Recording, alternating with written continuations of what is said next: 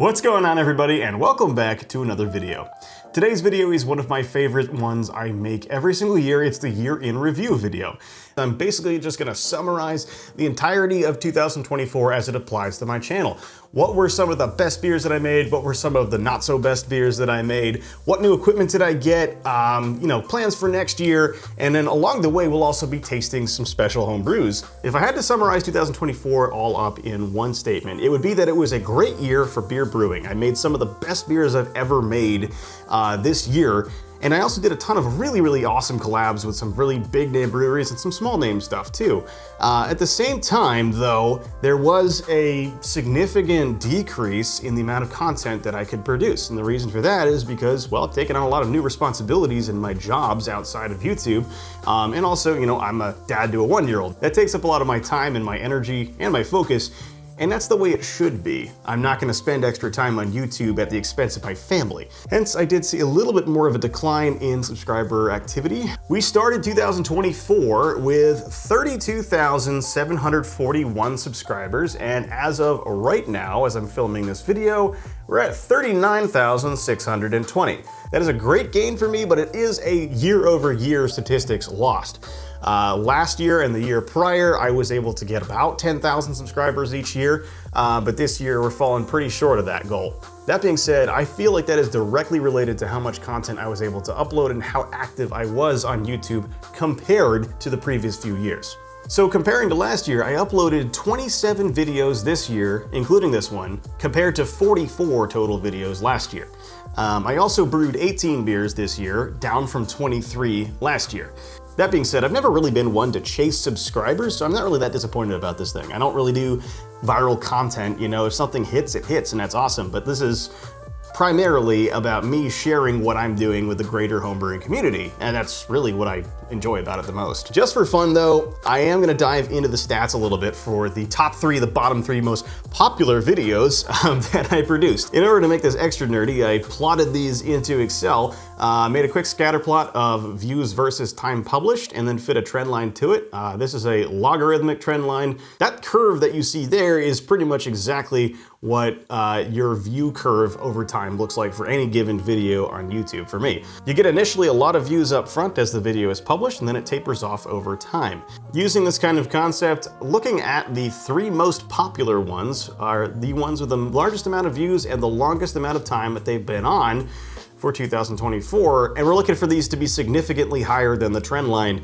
In order to not skew these also, I'm kind of discounting anything that's within the last month or two, but as you can see, those are kind of clustered closer to the trend line anyway. There's 2 that immediately pop out to me. Firstly, the double dry hop New Zealand IPA grain to glass that I did as a collaboration with Twisted Fate Brewing, and then kind of in the same realm as that, and the other part to that video series was the home brewer versus pro brewer brewing the same beer, which was that beer, on 2 different systems.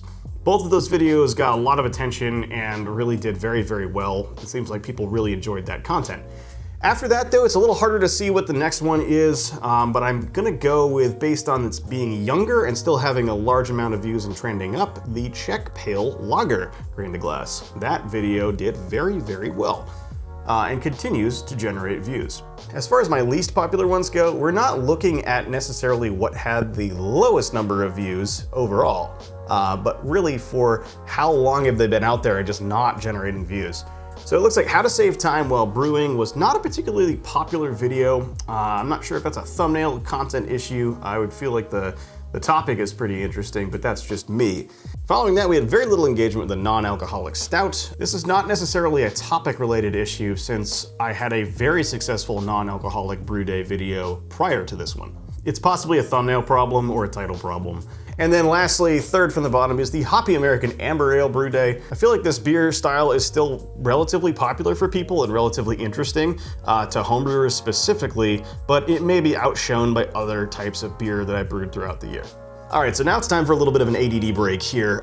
So one of my favorite parts about this video is that I get a chance to taste some beer that I have squirreled away for several months and get to break out and evaluate with you guys. So this is a can of classic Belgian saison that I brewed in the fall of this year. A channel viewer sent me some wild yeast he cultivated in his backyard. This yeast was a Saccharomyces strain with a diastaticus positive gene, and it is extremely similar to Belgian saison strains that you might get out of, saison du Pont, for example.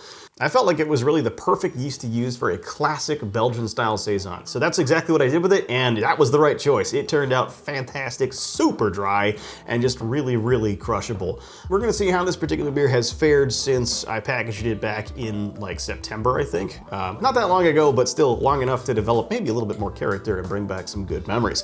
So, without further ado, let's crack into it.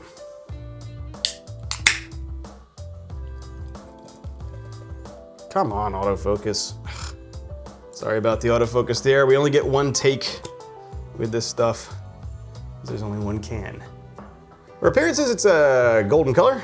It was pouring clear initially, and then I got some yeast out of the bottom of the can in there, so it's hazy now. Makes it look a little darker, I think, than it was. But it looks like it's got a nice rich color to it. And as intended, it really did build up a good foam there. That's awesome to see. Aroma-wise, wow, yeah. Getting a lot of like that kind of wheat and peppery phenolics. Pear? Yeah, I'm getting like strawberry off the aroma. That's cool. All right, let's go in for it. Wow, yep. That tastes exactly like I remember it. Doesn't age today. Yeah, that's awesome. I've been working a lot on my packaging process, trying to make some improvements where I can. This was canned using a duo filler, and I used a little bit of ascorbic acid in the can to help prevent oxidation from occurring. And this is as bright and as fresh as it was coming out of the tap, which is awesome. Still got loads of high carbonation. As you saw, the head build up. Those are really, really nice too. Oh, now it's got a little bit of honeyness coming out. While still being a very dry feeling saison, such a nice yeast flavor on this too. I do wish it was a little bit more phenolic, a little bit more peppery, to be honest with you, because it came across more in the aroma, not so much now in the flavor. It kind of trends more towards the ester in the flavor. You get a little bit of like a spice there coming from the yeast, I think too. Not peppery character, but like more coriander type, I think. A little bit of hop note there as well, which is nice to see that was preserved. Yeah, that's awesome. I'm happy with that, man. As I drink this beer, we're gonna go through and we're gonna talk about what I think are the top 3 beers that I've made and the bottom 3 beers. Now, this is in terms of my personal preference, not in terms of how well executed was the style, just in terms of how much I liked or didn't like them. Jumping right into it, number 3 from the top was, I believe, not this saison, but the dark saison that I made in the late spring. That beer was really cool, very unique beer. I've never really made anything quite like it. It was a really, really exciting exploration into the other types of saison styles that are out there. And it doesn't have to just be pale classic saison like this. Dark saisons are truly quite a treat. I used the Blaugy strain of saison yeast in this one, and it gave a really, really cool effect. Lots of spices and just a really, really nice kind of phenolic character to it that was really nice, accentuating the dark fruits and the kind of subtle chocolate note the malt base provided. It was a really fascinating beer, one that I really, really enjoyed. Coming in for the second from the bottom spot was the Dark Mild that I made around the same time actually as the Dark Saison. This one used some craft malts from Admiral Maltings and was just awesome. It had a lot of oats in it to bump up that body, and I absolutely achieved that. I found that it had just as much body as any standard beer, despite being less than 4% alcohol, and just was an absolute treat to drink. This had so much like nuttiness in it and just nice subtle malt flavors that were really quite substantial for the level of alcohol that was in the beer, or lack thereof in general. It was a really wonderful beer to have on a session, and I actually hooked it up to my beer engine hand pump and was able to serve it that way. And it was super fun to do that. It just adds such a layer of authenticity to these beers and really helps out a ton. When you're serving English beers, it's a lot of fun. And then coming in at the number 1 spot in terms of what was my absolute favorite beer of the year, this was so tough to pick because I had so many that just hit for me. But the one that was truly the best was the Czech Pale Lager. This was just an absolute symphony of malt and hop flavors together in this simplicity of the recipe. It was It was amazing how it worked out. The recipe was solid, using just 100% Czech Pilsner malt from Prostiev Malts. Absolutely key ingredient in my opinion. And I used the H strain from Pilsner Urquell in the form of OYL 101 from Omega. It was a very, very successful brew. I served it out of a Lucre faucet and lagered it for about a month, I think, before really being able to have it hit that nice stride. It was so flavorful. The sterling hops in it just came through and sang. It was so much fun to be able to have a beer like that on tap right in the height of summer, and it did not last long. I really, really wish I had made more of it. I may sound vain when I say this, but it is so special to have something that you make yourself be so good and to be aware of that. It's not something that happens every time, and that was an exceptionally well-made beer that I will absolutely go back and make again sometime. So now let's go ahead and flip the script and we'll talk about the bottom 3 beers. In this case, it's gonna be my 3 least favorite. I didn't have to dump a single beer this year. I didn't have any that were like objectively bad that I did not like. But there were, you know, out of the 18 beers that I made, there were some that were certainly not my favorite. And so let's go over those now. Starting with the third for the bottom was actually the other Czech lager I made, the Czech Amber Lager. What happened to this beer was that I loaded up too hard on flavor hops towards the end of the boil, and I was really leaning heavily into the Sots this time. For the Czech Pale Lager, I used Sterling. For this one, I used Sots. The hops that I got just were not good, or did not have the flavor that I expected them to have. Normally, Sots is like a lemony, grassy, spicy herbal hop, and basically just the grassiness and a little bit of the herbal character was there, but there was no lemon citrusy kind of note that was coming out of it that I expected, and would have really balanced that beer out well. It unfortunately tasted very earthy to a point of, it wasn't terrible, but it just was not my favorite. Second from the bottom was the Irish Extra Stout. This is a bigger, roastier version of an Irish Stout, and it certainly achieved that intent, but it was a little too roasty, I think, in my opinion. It may have leaned a little too hard into some of that recipe-wise, but the thing that really did it in was my failure to maintain the lines in my beer engine effectively. There was something that happened to the beer engine that soured that beer a little bit as it was passing through it, and that alone was enough to really make me not want to drink very much of that beer. So I ended up actually putting it on a regular tap and just serving it that way. It was fine, but still very roasty. A little too much for me, and probably something that could have been avoided with a little bit of process change, or, you know, just dialing them back, choosing different ones. And finally, for what was my bottom beer of the year, it was my non-alcoholic wit beer. The first beer I made in the entire year. I made it during dry January so I could have a beer to drink during dry January and could keep brewing. It was okay. It is just a difficult thing to try and replicate every aspect of a beer when you're comparing it to a fully alcoholic beer. There were a couple things that were wrong with that beer though. First of all, I used a Belgian yeast that I was expecting to get some sort of expression out of it, but given it had barely anything to ferment, it didn't generate any real esters or phenols. So there was no Belgian yeast character in the beer. Secondly, the body was paper thin, and there was really nothing I could do about that besides trying to add some maybe maltodextrin or glycerin into it next time. And thirdly, the pH of the beer was so low that it just made it not enjoyable. It wasn't sour, it was just tart, and it was just the combinations of flavors did not line up the way that I thought they would. The flavor was boring and flat, and just, it could have been much more, and I really wish it was much more, but that is definitely the bottom beer of all of the ones that I made this year. All right, so now it's time to break into a beer that you have not yet seen on this channel. In the middle of the summer this year, I brewed a beer that I have been dying to make for a very long time, an English barley wine.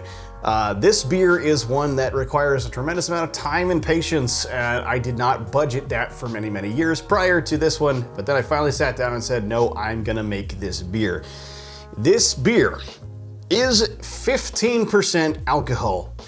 It has been conditioning in my basement in bottles for about 6 months now. The video for this beer is going to be a strict grain to glass video, but I don't think I'm going to publish it until the bottles have been aging for about a year. So we've got at least another 6 months, I think, before you're going to see this beer truly on the channel. I've been tasting these bottles one at a time, once a month.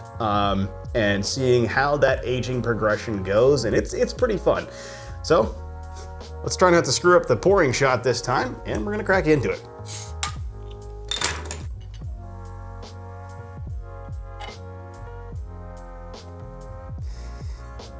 All right. So yeah, it is pouring a nice amber color, dark amber, ruby kind of highlights on that. Really kind of a nice color to it. It's clarified quite a bit, but it does have a bit of yeast haze in there because it is bottle conditioned, you know. Has a surprising amount of head retention for a 15% alcohol beer. I'm actually pretty impressed by that.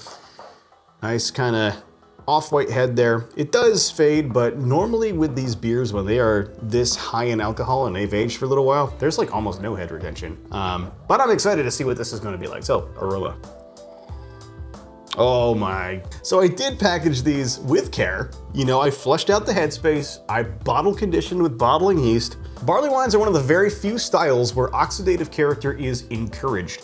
Don't misinterpret that to mean that these beers should be deliberately packaged with high amounts of dissolved oxygen. That is not what that says. That just means that they need to age for a long time and let the micro-oxidation of bottle conditioning take place.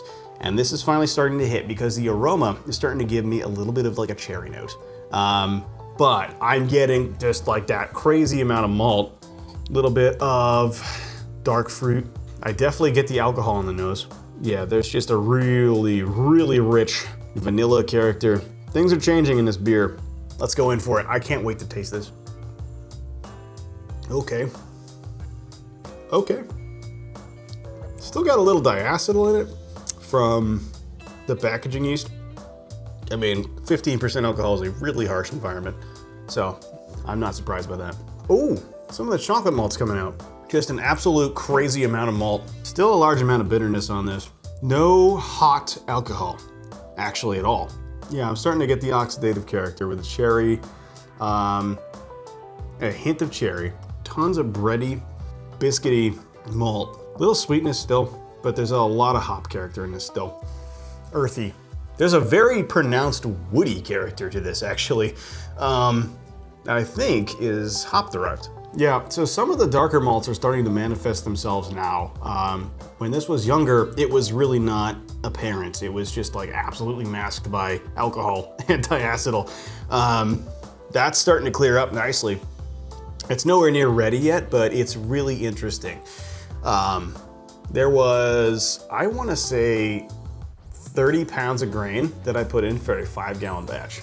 The flavor is intense, but it is starting to mellow, and I'm very excited to see what this is going to taste like 6 months from now. The next segment I want to talk about today is the equipment changes for the brewery. Really, there weren't that many changes to the equipment this year. I did replace my mill. So I got rid of the Hull Wrecker drill-powered mill that I used to use. That did not break or anything. I just gave it away as a Christmas present. But in return, I got myself a Maltzilla motorized mill from More Beer. So I'm actually really excited to try that out. I haven't used it yet, but it's nice to be able, I think, especially as somebody who's filming this process themselves, to be able to just dump the malt in and then walk away and have it still do its thing, and then I can film stuff. That is very important to me as a content creator. But also, as I mentioned before, I got a duo filler can filler. I was kind of skeptical of this because it seems like it's a little high end, a little overkill for what I do. But I have had problems with my can filling packaging process, and drinking this saison just validated that the duo filler was a great addition to the brew house. So I'm gonna continue using that. I got the duo filler mono, which fills 1 can at a time, which is exactly what I need. I don't really do a lot of canning, but it's one-off every so often, but I just wanna make sure it's done right when it is done. And the duo filler has done a good job for that. I also ended up getting Kegland's Hop Bong for dry hopping purposes. It's a nice piece of equipment, and I do feel like it's a little more expensive than it needs to be, but it is definitely something that helps in terms of oxygen-free dry hopping. I haven't used it that much because I haven't been doing that much dry hopping this year, but for when I did use it, it was very, very effective. As far as brewing equipment that I got rid of, like I said, I got rid of the mill, and also just kind of like trimmed down a lot of the old stuff that I just haven't been using. It's just like little onesie-twosie things, hoses, clamps, stuff that's just taking up space. Just did a little purge and it's been good. But really haven't gotten rid of all that much major equipment, and I have to work on that. So that's gonna be a priority for next year, is kind of slimming things down, just cleaning out the basement because it is getting out of control. Production though, I think I made a huge step forward in production quality this year, and I do want to dedicate some time to talk about that. Firstly, I have a second camera. By having two cameras rolling at the same time, what I'm able to do is then go hop between camera 1 and camera 2 and be able to hopefully keep your attention a bit longer. A change of scenery is sometimes good, it's also sometimes distracting. But either way, what we're trying to do here is keep the viewer engaged a bit longer and also provide some interesting perspective based on what I'm talking about. This does enable me to do things like this, where I can get close in on a beer at the same time as talking about it to a different camera, or vice versa. The camera I ended up purchasing was the Sony FX3, which is, it's a very expensive piece of gear, but it does exactly what I need it to, which is shoot 4K 120 frames per second. So I can get really buttery smooth slow-mo footage that is really important for a lot of reasons in my particular videos. I had to support that with some new lenses as well. Firstly, I picked up a 20mm f1.8 from Sony, which is on this camera right now. I needed a wide lens for a lot of reasons, but the first time I used this lens and incorporated the footage into a video, somebody was like, wow, you got a new lens, this is nice. So I've continued to use that for talking shots. Secondly, I dropped a lot of cash, but I think it's worth it, on the Sigma 70 to 200mm f2.8 tele lens. It is a beast of a lens, but what it does allow me to do is get really close and stuff and compress the depth of field. For shots like pouring a beer off the tap, or for dumping hops into the wort as it's going, this lens excels, because what it does is it separates the subject from the background and the foreground so well. I use that lens in almost every single video I make now. I'm not shooting with it today, but it's just so good at getting in the details. It's so good, it's so fast and crisp. It's a lens that I'm going to continually use throughout my video production. Big shout out to Michael from Treehouse for recommending this particular lens. As far as notable events go, I'm sure many of you know this, but I'll state it again anyway. I am in the Army National Guard. I'm a captain. I've been in the Army for about 8 years now, and I am taking command of a company.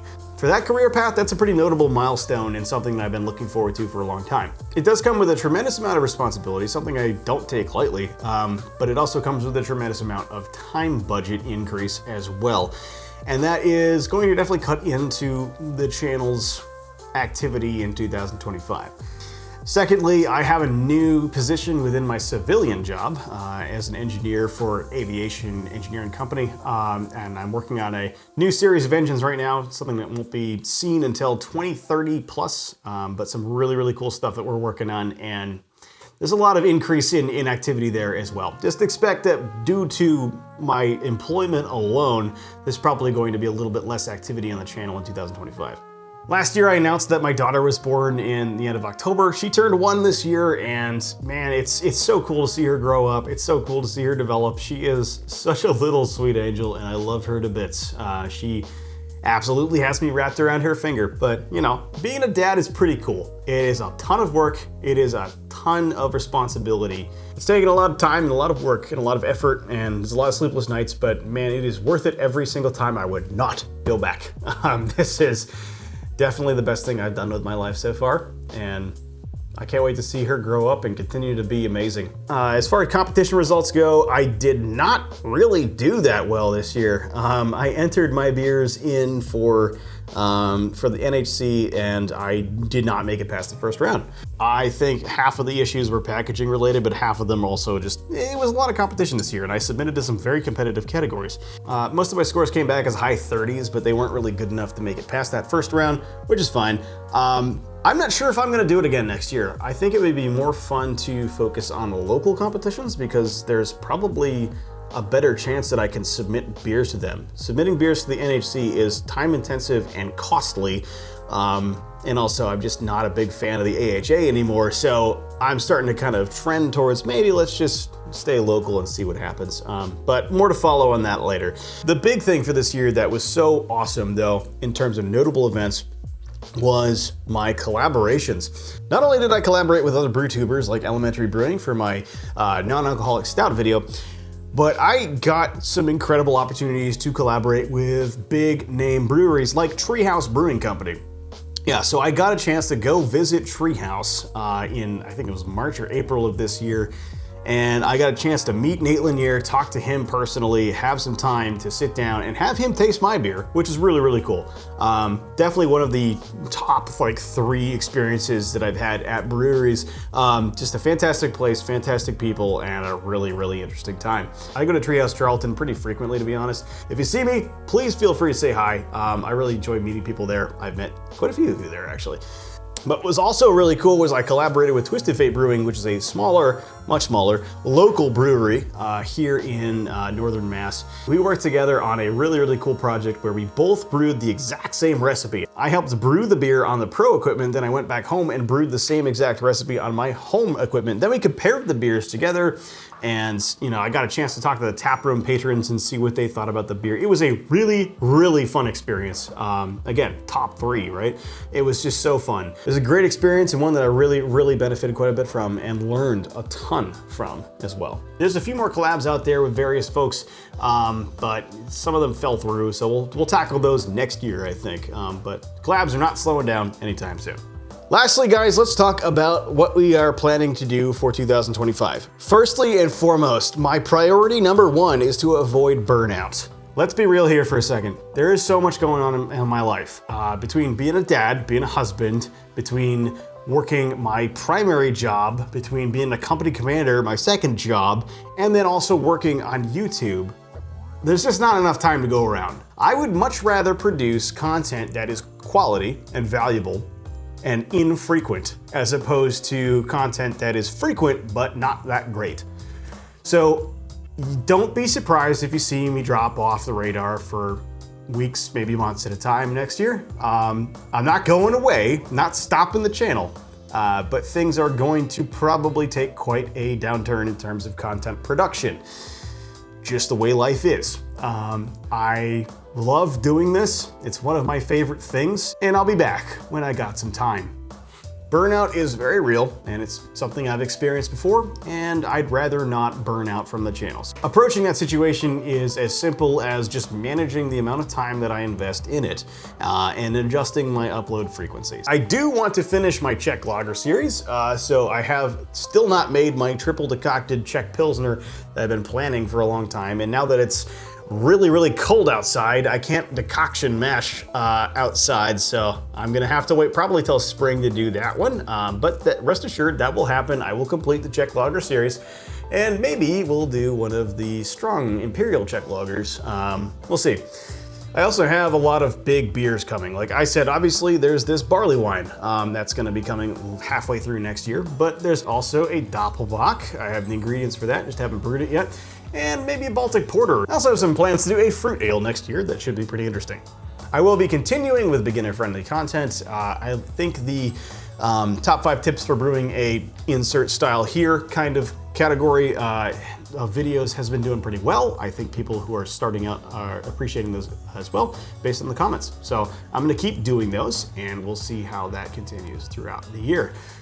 And lastly, of course, I'm gonna also be doing Dry January one more time. This is just something that is good, especially after we consume a ton during the holidays. Dry January is more than just a trendy thing to do. It's a good thing to do for your personal health. I always lose a little bit of weight every year I do this, and it's just a good way to kind of recalibrate your relationship with alcohol. At the end of the day, it's something that positively impacts your health, and it's not too hard to do. Anyway, guys, I hope you have a wonderful, happy, healthy, positive holiday season, no matter what that holiday is. I hope you have a great new year as well. I am excited for 2025. Plenty of stuff coming down the pipeline no matter what, even if the upload frequency will be diminished a little bit. If you enjoyed the video, please don't forget to hit the like button, and don't forget to subscribe if you haven't already. Comment down below with your thoughts and your opinions and everything else. If you want to support the channel, please consider picking up a t-shirt like this design. You can find this one and many others on my merchandise store, which is linked in the description box down below. Makes a great late Christmas present.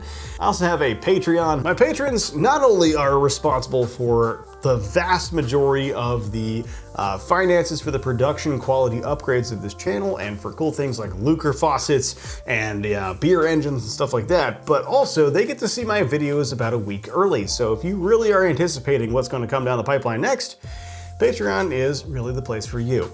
I also have channel memberships, and there's a super thanks button as quick and easy ways to help support the channel. I would consider these pretty low cost options, but all of it does go back into the channel and it helps out quite a bit. I also have an Amazon store, which you can find linked in the description box as well, where you can find a lot of the recommended homebrewing equipment that I can find and use on Amazon, as well as all of the channel production equipment, if you're curious about those things. If you want to follow me in more than just YouTube, I am also active on Instagram and Facebook as The Apartment Brewer on both platforms, so feel free to check that stuff out for some more frequent content updates. And last but certainly not least, if you guys are still here, thank you for watching the whole video. Again, I know these things can trend kind of long, but it means a lot to me that you watch the whole thing. It does make a huge difference in terms of YouTube metrics and in terms of letting me know that you enjoyed what you're watching. So yeah, this one goes out to you guys. I hope you have a wonderful, safe, happy holidays and a great new year. And I will see you all in 2025. So until then, cheers.